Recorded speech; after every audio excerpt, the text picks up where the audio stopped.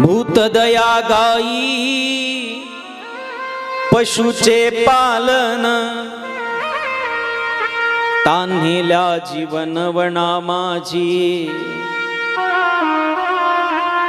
चैत्राच्या महिन्यामध्ये कडाडून ऊन पडतंय। आता पुढचा महिना चैत्राचा आहे।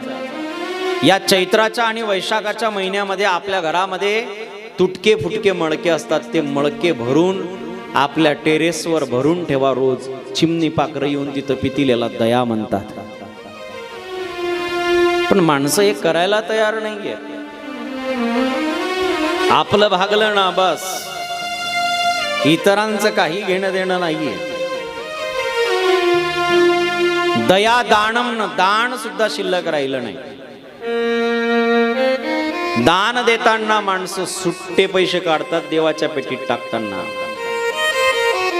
देवाकडे मागताना यादी असते, पण टाकताना सुट्टे पैसे असतात। रुपयाची आरती माणसं करतात, रुपयाची।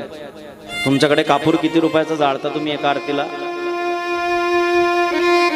किती रुपयाचा जाळता? एक वळी केवढ्याला येते?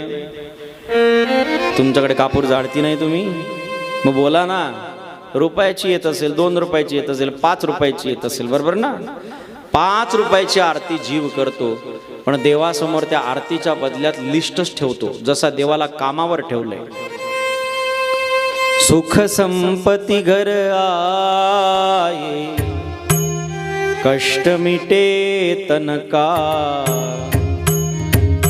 ओम जय जगदीश हरे।